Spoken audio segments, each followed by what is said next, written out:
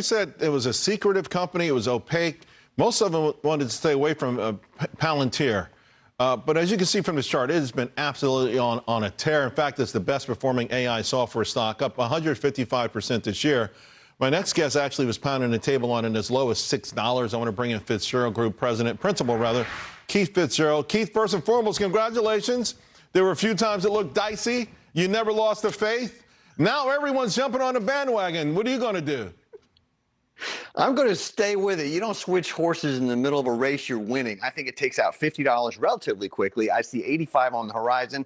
$100 maybe 5 years out, Charles. Well, I can tell you what, I finally got my subscribers in, and we're doing very well. Not as well as you, but I'm going to owe you lunch at some point, I hope.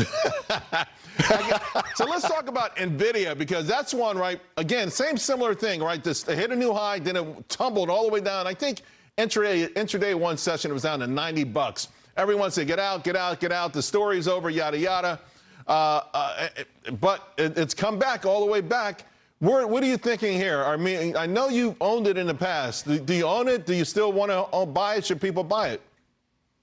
Well, we stuck to it. You know, we started into it seriously when it was about $110, and I said specifically it's going to go to 1,000 and split. So yeah, we're still in it. We're still accumulating shares. I think it's tremendously undervalued. AI is one of the single largest investing themes in recorded human history. This game is still early innings. And confusing the situation, Charles, valuations that people talk about all the time do not reflect tech investing accurately. So a high PE is exactly what you're going to get when it comes to digital investment. You use PEG ratio?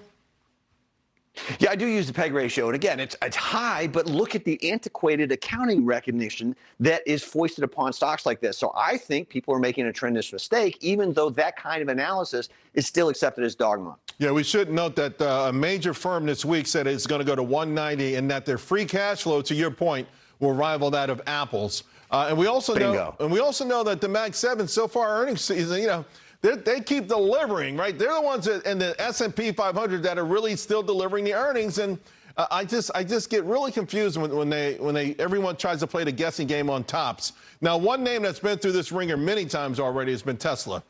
You know, Wall Street didn't believe they can do it. They did it. They beat all the odds. They crushed Wall Street with the massive short squeeze a couple of years ago. Now it's under some pressure again. What is your position right now when it comes to Tesla?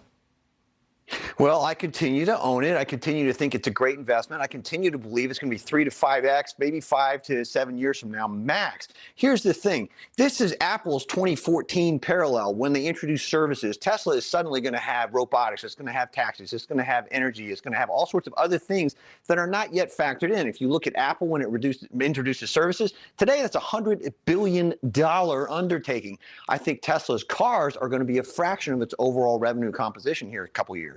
And again, so I got less than a minute ago. The narrative on the street right now is, hey, we got the big rotation trade. Mag 7 hasn't done anything since June. Can you believe it? So as someone who you're far forward looking, right? You're in these names. You hold them for a decade to make these sort of monumental once-in-a-lifetime gains. Do you do any rotation at all sometimes in your portfolio, even as a hedge?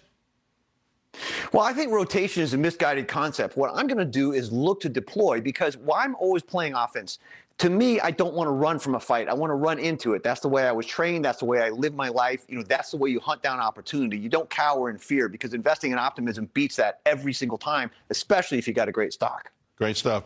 Keith, you've been hot, my man. Talk to you again real soon.